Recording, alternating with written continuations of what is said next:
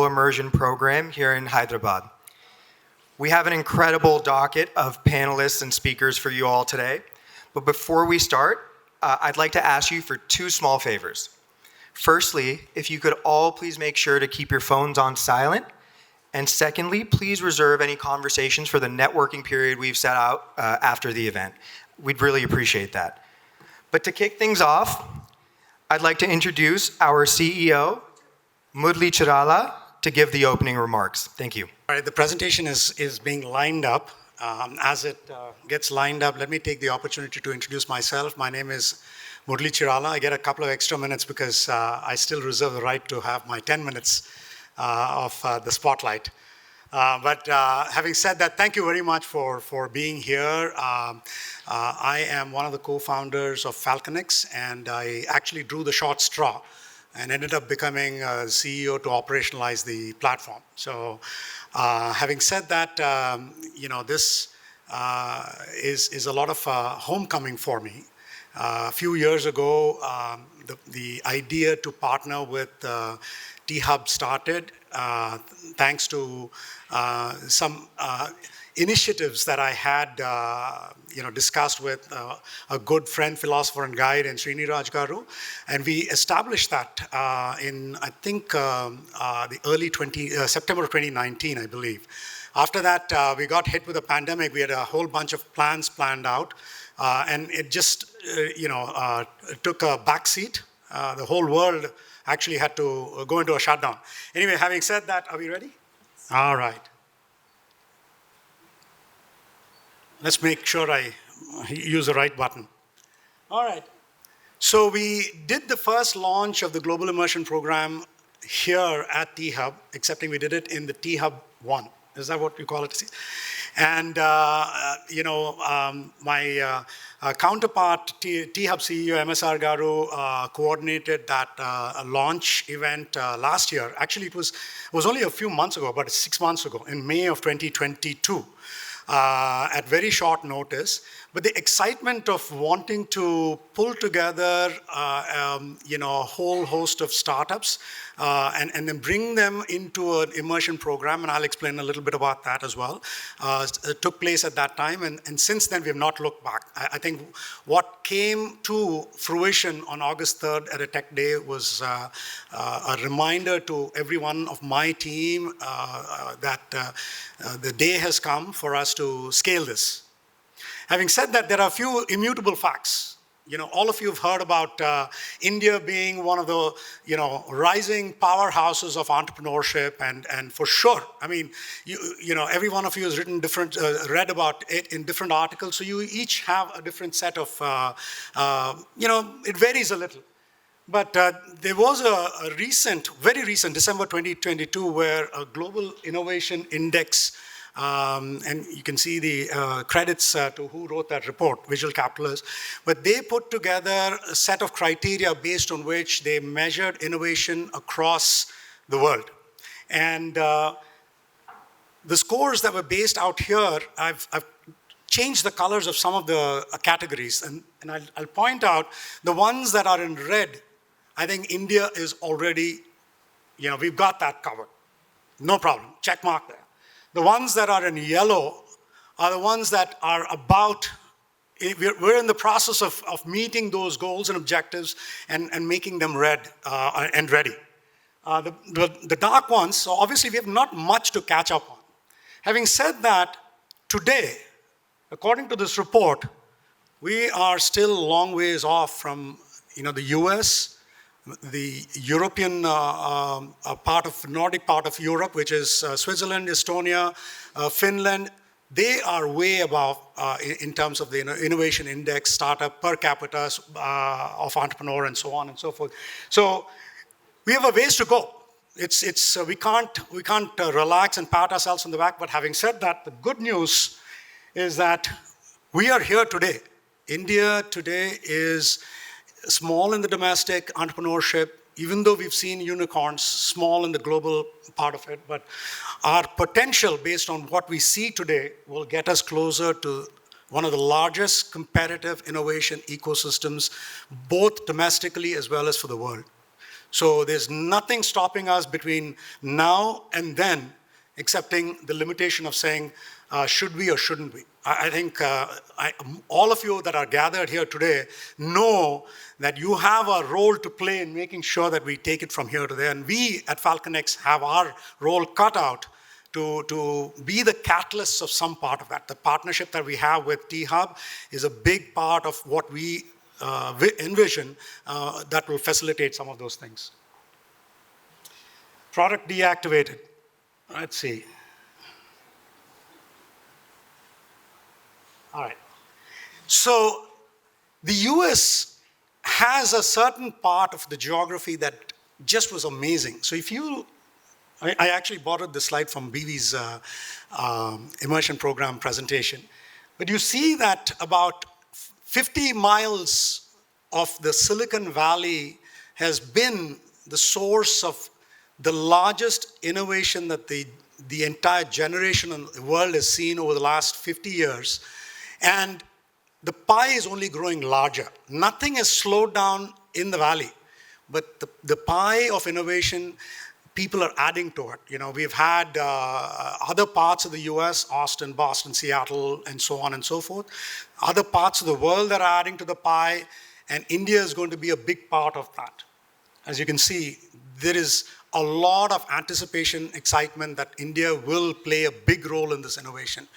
And if you think about it, if by some numbers, if the global GDP total is about 100 trillion, and the anticipation is, if it is going to have to get to 150 trillion, there's only one country in the world whose productive population can carry the world's innovation and GDP from that 100 to 150 trillion, and that is India. Having said that, let's get down to where we are. Again, another ranking. We're still, you know, you always start at the bottom and then get up there, and we're doing it really, really rapidly. There are issues in terms of how we get to the India-based startups into the global arena in many ways. India's GDP right now is $3 trillion. You know, I've had a lot of startups that, especially in the B2B space, that they acknowledge that the moment they get to a certain maturity here in India, they need to pivot into the global markets, and US is the largest global market of all. So they need to come there, get their growth to the hundreds of millions of dollars, and then bring and expand into the India market at that point in time. And a big part of that is, you know, fraught with a lot of challenges, barriers. Many startups that get funded, they do a lot of things that I've listed out here. And when they time it wrong, when they don't have the product market fit, when they don't have a marketing, go-to-market strategy, they will fail. And we do hear of a lot of successes, but when you count the number of failures into that, you suddenly realize there have been only a fractional success. So what we are here today as FalconX is to ensure that we help you through this process to ensure the startups that want to pivot into the world, make sure that they account for these. We're a platform that basically focuses on B2B. We ensure that we provide the necessary framework, formality of the platform so that we are able to get you through the transition and have you build value. Find the product market fit, find the go-to-market strategy, build the value, and then ensure that you're able to then raise the capital to scale in these markets.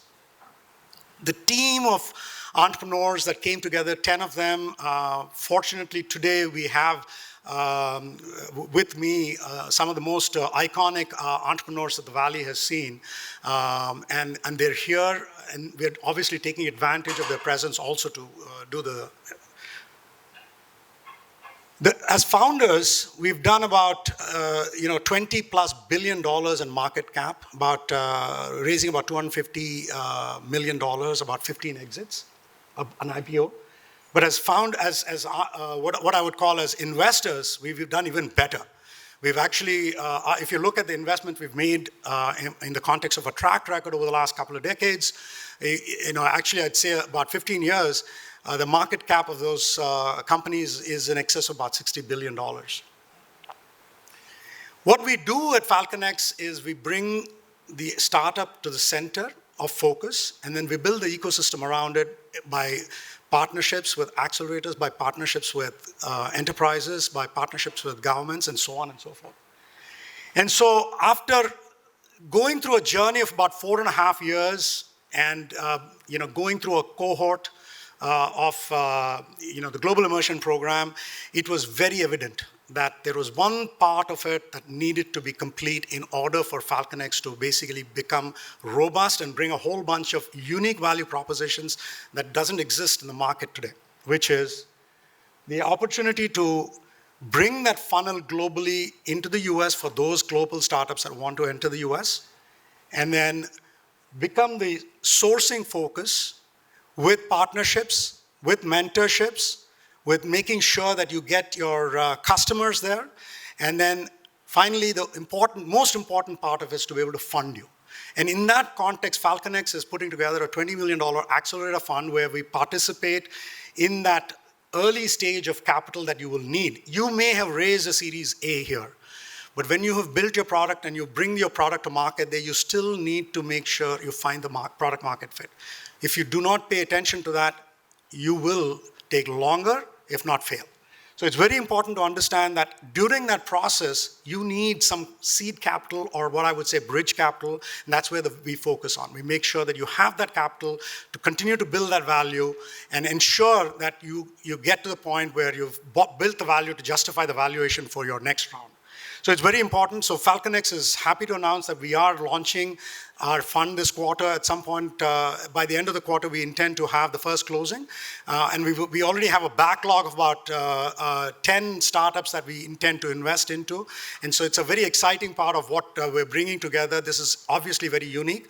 In the US, you see a lot of startups that basically, a lot of entities that are VCs, that are incubators or accelerators, nobody that brings everything together. So that's the exciting part of what we have. A big part of what we want to do in the Global Immersion Program actually has to do with our partnerships with global accelerators. T-Hub represents one of the largest accelerators. The excitement around its new infrastructure, new leadership, I think is going to set the stage for the ecosystem of entrepreneurs around India to leverage the bridge that we are building between T-Hub and the Silicon Valley through FalconX, to ensure that you have a trusted partner on the other side that you can partner with and enter the US markets. This one, I think for those, the details are how do we process it. I'll just give you an example. We had 60 startups that applied for the Global Immersion Program last time. We processed the 60, we selected 9, and then we helped the 9 come to participate with us. One important difference between last time and now is the last time we had the entrepreneurs pay a small fee. And at the end of the day, everybody charges a fee. We did charge a fee. It was a minor fee. At the end of the day, what is important is it is so small in the grand scheme of things. Success means you're not going to, that won't matter. Failure means that won't matter either. But what is very important this time around is that we are actually going to, the selected startups will be actually given a stipend of about $10,000 to participate. So it's a selection process that becomes more stringent and will make sure that when you come there, you're not talking about that small amount of money at this point in time. And we've got a model that works to ensure that all of this becomes a part of what your success story is. With that, I just wanted to show you a picture of what we have. Last time we had some very exciting array of speakers at the Technology Day. The 9 startups that presented after the 3-week immersion program, the before and after was substantial. It was like a diamond in the rough and a diamond in its cut form. Each of the 9 startups, the entrepreneurs made presentations that rocked everybody to the core. They all thought entrepreneurs that come globally from India need a little coaching, but these guys just aced it, impressed the 150 VCs and corporate execs that were out there. So we're very excited. We're waiting for each of these guys to pivot and then come there, so we're in a position to start to take them forward. With that, I want to do one thing here. I want to invite my colleague, my counterpart at T-Hub, MSR Garu, I know you have a lot of names. I won't bring that up this time around. The last time I brought up your the sweet references to your name, I fell ill. So I'm not going to take a chance this time. So MSR Garu, if you kindly come here and address the audience, I'm very excited about the partnership that we've got going.